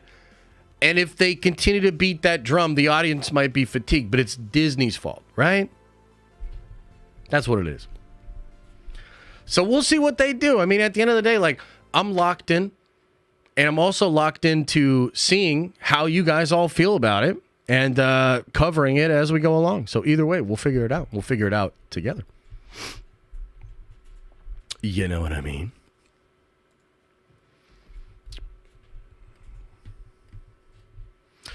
They won't do it now for the soft reboot. The soft reboot is more like than 5 years away. Wait, what? What are you talking about? What are you talking about, Trev? What are you even talking about, dude? Giancarlo Esposito voice for Silver Surfer. Denzel for Blue Marvel. I would like that. Henry Cavill for Charles. Henry Cavill for Charles?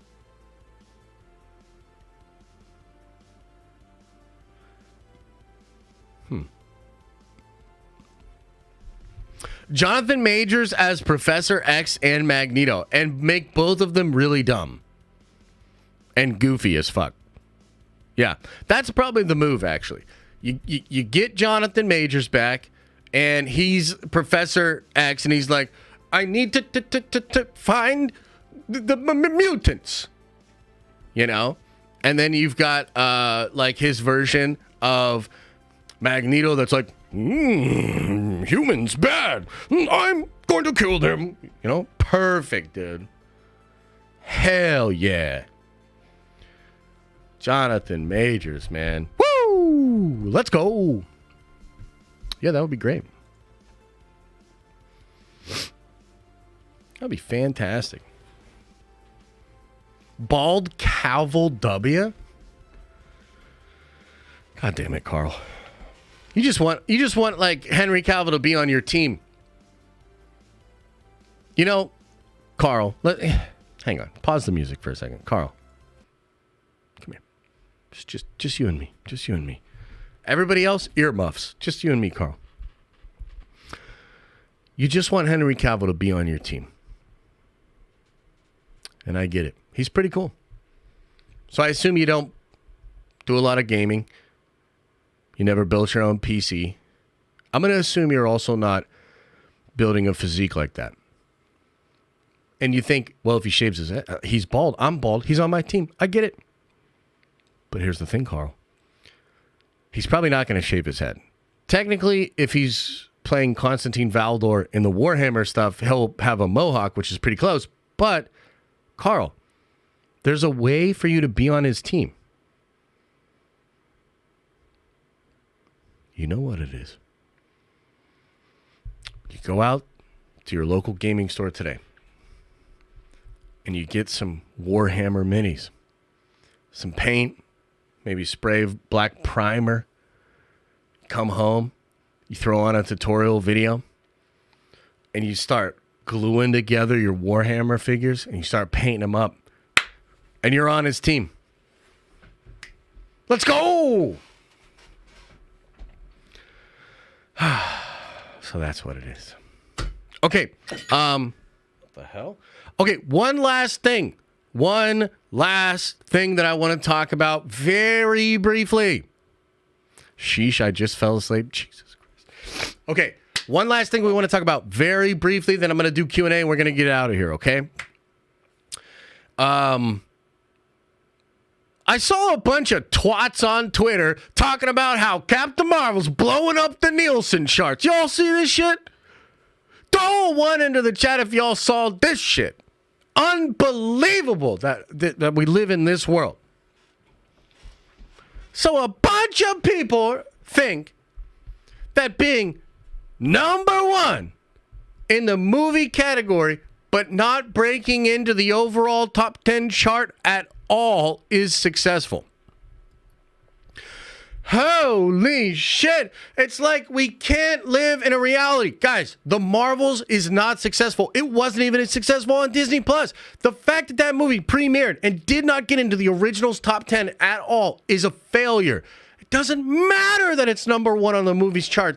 That is like making a specific chart catered to make the movie look good. If it was actually being watched by people like every other MCU movie that ever debuted on the Disney Plus platform, it would have cracked into the original charts. It couldn't even crack into top 10. Let's stop talking about the Marvels. It doesn't matter. It's over. Dead franchise. They're probably never coming back. And I can't stand these fucking anime profile picture twats on Twitter that are trying to say like, oh, dude, the Marvels is doing so good. Oh, yeah, the Marvels. No! It failed. It failed in ways that defy logic and reason. It is the lowest, most horrible performing Marvel movie ever created. There's no way around it. It is an absolute object failure. But anyway, that's all we got to say about that. We don't really have to take it too much farther than that. Let's just leave it there. It's a failure. If you'd like to know why, please email me at thedenofnerds@gmail.com, and I will write you a very nice response back. Okay. Anyways. Yeah, let's get into the Q&A. Let's just see what y'all's got to say and stuff like that. We're keeping it real chill. New year, new me. New year, new me. Okay. John Cross, first in today, says, what show or shows will you be doing watch parties for eventually? Well, that's a good question. You know, I haven't really thought about this. You kind of put me on the spot here. How about this? I'll answer it this way. Here's the shows that I think we'll do watch parties for. House of the Dragon season 2. Oh, wait. No, not that one. No, we're not doing that one. I shouldn't have mentioned it.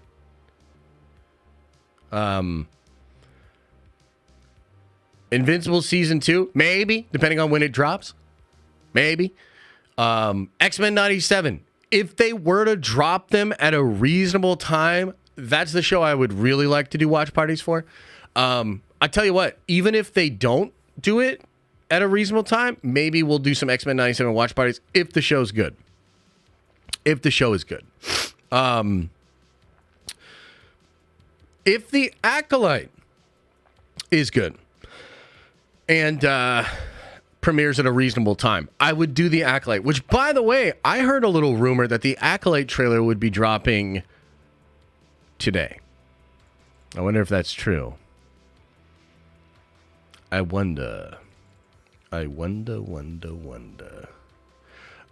yeah, Acolyte. Acolyte could be cool. Definitely not Agatha. Born Again. Daredevil Born Again, I would do. Rebel Moon. Nah, man. Nah.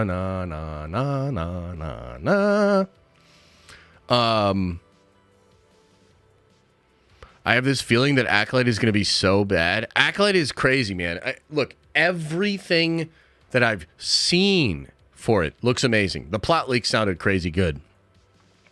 But everything that the people making it have said when they open their big, stupid mouths is terrifying. It is terrifying. So, Acolyte is a big question mark. So we'll see. Yeah, I mean, that's the only thing I can really think of, guys. Will be like X-Men 97, Acolyte. I mean, I guess maybe Skeleton Crew, but like, what the fuck is Skeleton Crew? Like, what even is that, man? So, yeah, it's kind of, look, this is a year, I told you guys at the beginning of this year, I actually said it late last year too. 2024 might be kind of a slow one. You know what I mean? That's part of why we're doing the deep dives with the Nerd Ventures, is because I was like, man, this year might be kind of fucking slow. We got 1 Marvel movie, 2 Star Wars shows. I mean, if you count Bad Batch, because I don't really count Skeleton Crew, because I just don't know. X-Men 97 and Agatha. Like it's slow this year, right? So that's why we're doing the we're kind of like doing watch parties every Tuesday, you know, because we watch a lot of videos together. But it's like, instead of watching the new Marvel show, we're deep diving on the X-Men, or we're deep diving on George Lucas, or deep diving on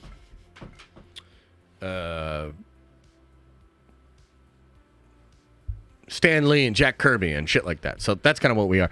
I can't believe that was the first question. John, that was a tough one. You really put me on the spot. And then Martin, we actually went over this earlier, but he's talking about remaster of Republic Commandos, not Star Wars Outlaws. And he did also talk about Warhammer. Hell yeah, bro. Benjamin, nudity. Hell yeah. But also unity. Jedi Jen says, just found out some coworkers are into Warhammer, and because of Den of Nerds, I could have a decent conversation with them about it. Nerd Ventures for life. Oh, that is awesome to hear. Yeah, Jedi Jen, that's great.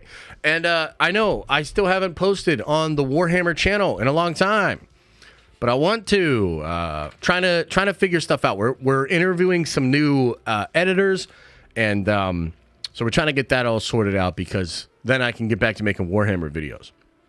Benjamin, again, thanks for the 20 spot, man. Appreciate you.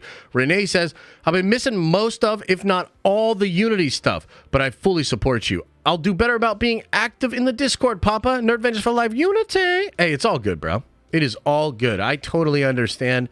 Yeah, I want to get more involved and have more fun in there. You know what I mean? Rosé says, here's a rose. Thanks, man. Mojat says,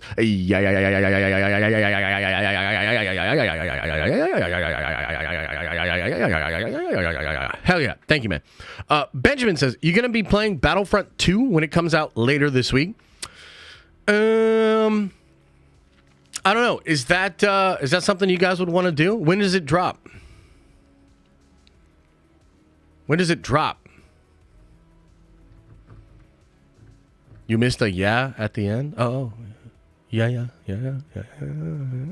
It drops Thursday. Okay, maybe. I can't promise anything, but maybe.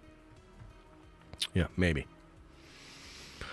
I mean, look, I'm having a lot of fun with Helldivers, dude. I would honestly rather play like a Helldivers stream, but I don't know how many of you guys would be, into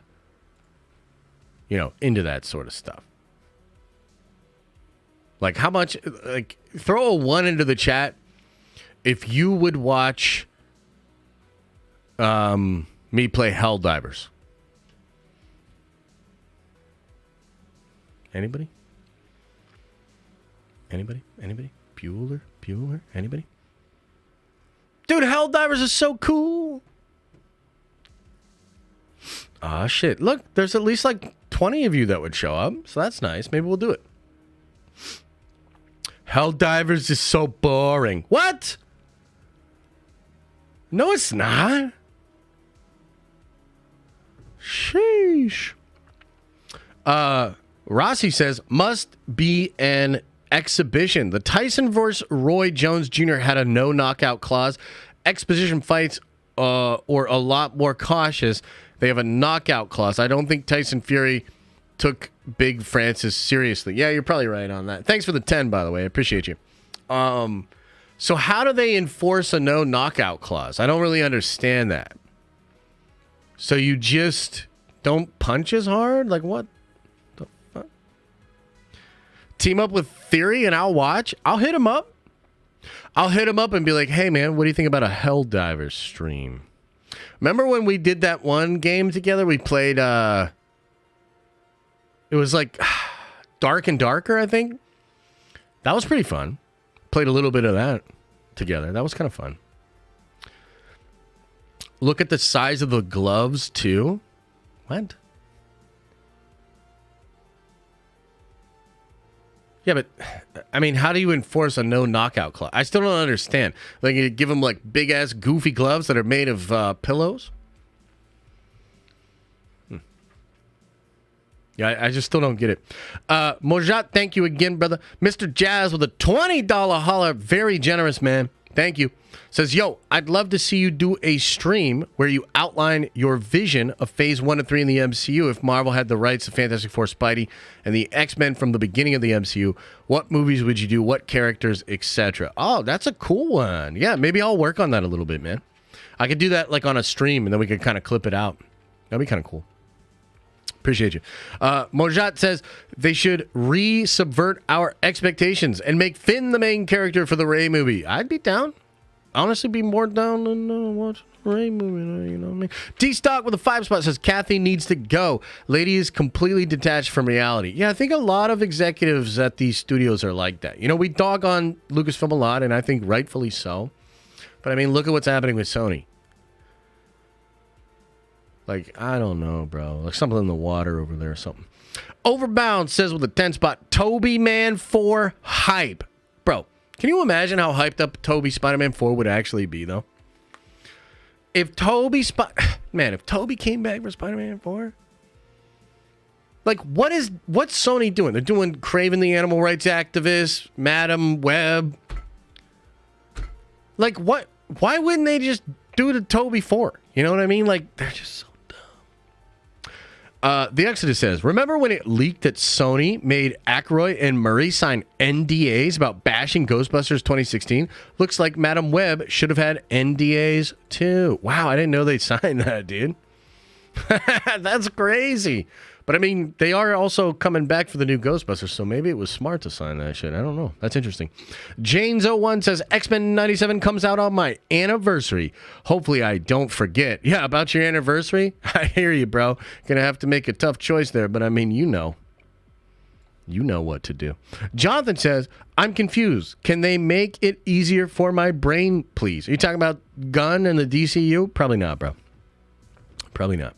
Dr. Wargod says, what can you say about the Caped Crusader cartoon? Nothing. I haven't seen it yet. You talking about the one with, wasn't like Brubaker involved and like JJ and somebody? Is that the one you're talking about? Yeah. I don't know. Brandon says, way too old. I want a younger lineup. Of what? Wait, what? Way too old for what? Wait, which one are we talking about? What? You talking about Toby? Yeah, the new Ghostbusters looks all right. It does look kind of cool. Yeah. Yeah, for sure. Rossi says, Ray movie being so disjointed makes sense why the sequels were so bad. Well, yeah, I mean, you would think that would be a big wake-up call on them. Just looking at what they did with the sequels and thinking back to, like, the fact that Michael Arndt wanted to take years and properly build a new trilogy. And they were like, no, we want it now. And then they get what they get. You would think they'd be like, okay, we need to have a plan. We need to have a good writer and let them cook. And everything so far we've heard about with the Ray movie is like, they are not doing that. You know, so. Kalen says, Peacemaker should be one and done. The first season bomb. Not every B or C level character needs a show. Just add the character to a film. Oh, yeah, I 100% agree with that. Yeah, I agree with you completely. I have no idea why that show's being greenlit. Like, again, it did miss Marvel numbers. So, yeah. Coral says, just got done building my third computer, but I ain't playing Warhammer Dolls. Nerd Avengers for life. Bald Cavill saves the MCU. God damn it. So, you guys are already on the same team. You're already on the same team. That's good. Yeah, you should try Warhammer out, though. It's really cool. It was fucking fire, Josh. Watch it. I tried to watch Peacemaker a couple of times. Like, look, even before Gunn and I had our, like, you know, little scuffle. I'm still just not a big fan of, like, his work. Like, I like Guardians of the Galaxy. The first movie's the best. It's the least Gunn. He had a co-writer. I think it's great. 2, I really don't like. Now, 3 did surprise me, and I really like 3. But there's stuff in there that I don't like, and it's just all the James Gunn shit. Peacemaker couldn't do it. The Suicide Squad couldn't do it.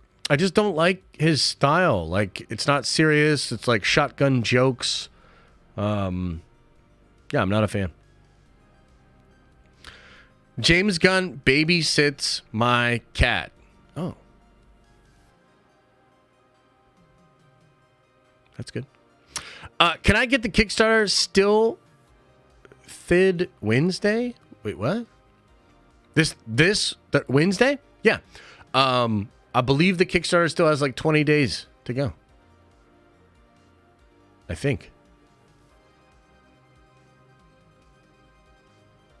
I'm not sure. But yeah, you should be able to. Sam Raimi Spider-Man was ass. Why do people making out like Bully Maguire, Skinny Venom, and the Kid Goblin was good? I don't get the new hype. No, Spider-Man 3 was trash, bro. It's one of the worst movies ever. But the educated among us know that that's because of Sony. Sony's studio interference on Spider-Man 3 is what fucked it all up. And that's pretty well established. Sam Raimi's talked about it. So, yeah. I backed Unity over the weekend. Let's go. Oh, hell yeah. Oh, hell yeah. Spider-Man 3 trash. Are you high? No, wait. I don't understand. Spider-Man 3 was terrible. We all know this, right? Like, there can't be people that really like Spider-Man 3. Epoch says, as a kid, Spider-Man 3 was lit. I mean, sure, I could see that. If you were a kid, I'll give you a pass on that. People only don't like Spider-Man 3 because of the Venom execution. No, the Bully Maguire stuff was trash, dude. Like, it's a funny meme. It was horrible in the movie. So, wouldn't it be awesome if we got sexy Aubrey and Agatha and other sexy witches? But I don't give a fuck about Agatha. I don't care. You want me to watch Agatha? Put Sydney Sweeney in it. Maybe. If you had a sexy Sydney Sweeney witch, maybe I'd be checking that shit out. But, like, dude, I like Audrey Plaza. Catherine Hahn is amazing. I like these actresses. I don't give a shit about the Agatha show. Thron's Clone says, can I get a Discord link for the collector level Unity? Link in my OG email has expired. How would I reach out to somebody for it? Thanks. So you have to send me a message on Kickstarter. I will then be able to verify that you are a collector, and I will send you a fresh link. I enjoy Bully Maguire scenes. They're fun. Remember, film is subjective, says the Watcher. Okay, it's a new year. It's a new me. Here's what I'm going to do. Here's what I'm going to do for you, the Watcher. Just for you. You're right. I was wrong. Film is subjective. And even though I think it's total trash bullcrap, big old skunk juggling dead hamsters, stinky pile of doo-doo. There are some people that like it, and that's just fine. So, there you go. New year, new me.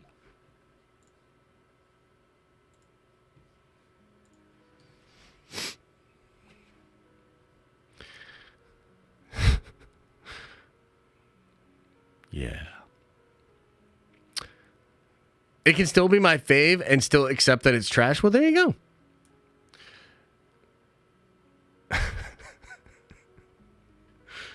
That was brave of you, Josh. Hey, thanks. You know, I'm trying to do better. I'm trying to be better. Like all the time. You know what I mean? Okay, everybody. Everybody. That's a little Backstreet Boys for you. Mr. Jazz says, would you feel differently about the Agatha series if somehow it introduced Cynthia Von Doom as a young Victor? Yeah, of course. But then it would be Agatha is no longer the person this show is about. They'd have to change the title to We Went to Doom because a spin-off character of a spin-off show probably wasn't it. What's with the lack of music? The stream feels so serious and tense right now. There's music going on, man. Here, I'll turn it up a little bit.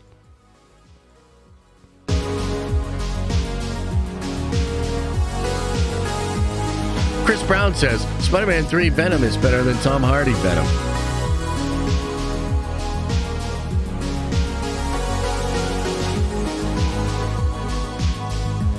All right.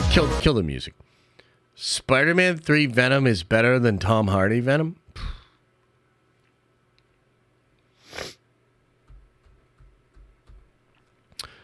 You know, it's a new year and it's a new me, Chris Brown. So I'm going to say it to you like this. Film is subjective. You can have your opinion. I'm glad you like it. But holy shit. It feels like blasphemy.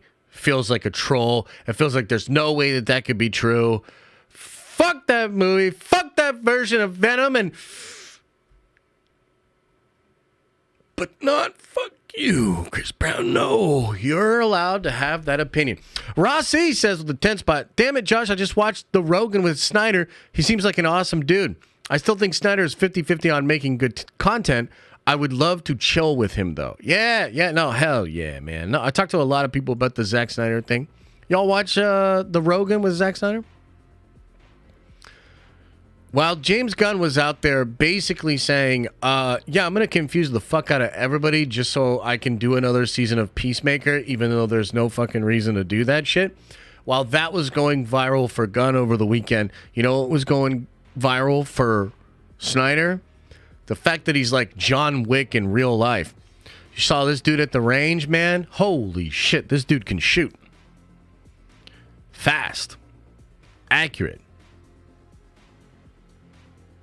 So, you know.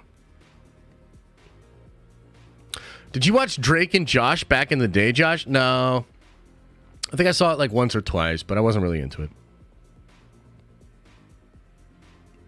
Yeah, no.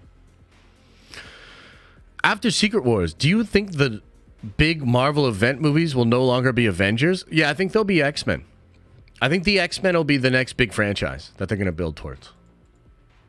And then they'll do Avengers vs. X-Men, probably. We'll see, though. Wait, there's a new Helldivers update that comes out tomorrow? Oh, my God. Oh, my God. Okay. Why is Josh dissing my favorite Spider-Man movie out of all of them? Look, I'm sorry. I'm sorry that you happen to love a dog shit movie. You know what I mean? But it's cool. New year, new me. And you can have that opinion. It's all good. You can feel the way you want to feel. It's all good. Did you skip my super? No, I didn't see it. You got a super in here? Oh, there's a couple I missed. Oh, boy. Looks like I missed a whole thing here. Kendall says, Denzel Blue Marvel Equalizer type movie. Yeah, that would be hard as fucking hell, dude. You kidding me? That'd be awesome. And I think that's the only one I missed, right?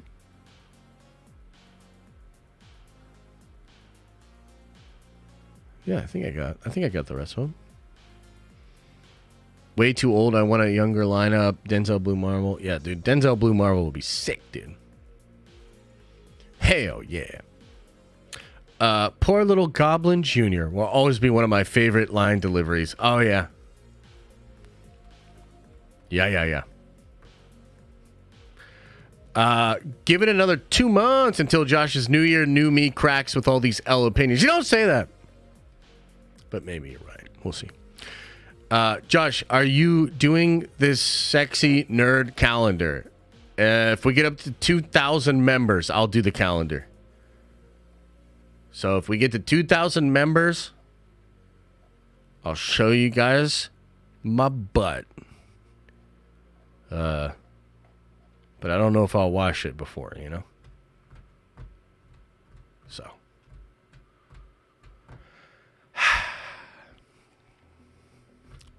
Okay, everybody. Much love.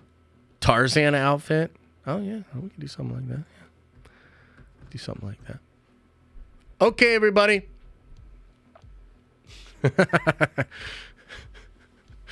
Oh, man. Okay. Hey, much love. Appreciate you guys. Thought it was a fun stream. Tomorrow night for the members, we'll be back at it. Be deep diving on the X-Men. It's going to be cool. And, yeah, we'll be back at it on Wednesday streaming. I got some really cool video ideas coming out soon. So I appreciate you guys. Much love. And as I always say, I hope you're having an awesome and a nerdy day. And I'll see you in the next video.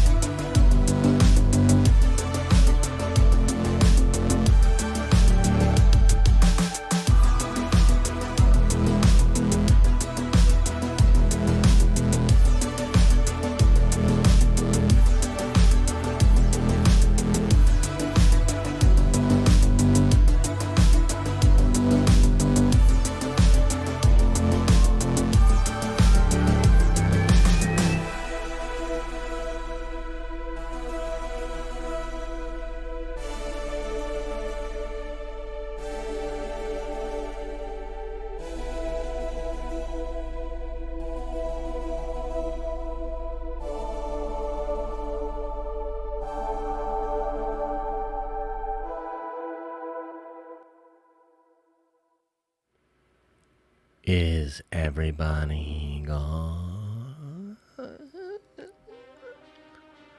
Did everybody leave? Leave.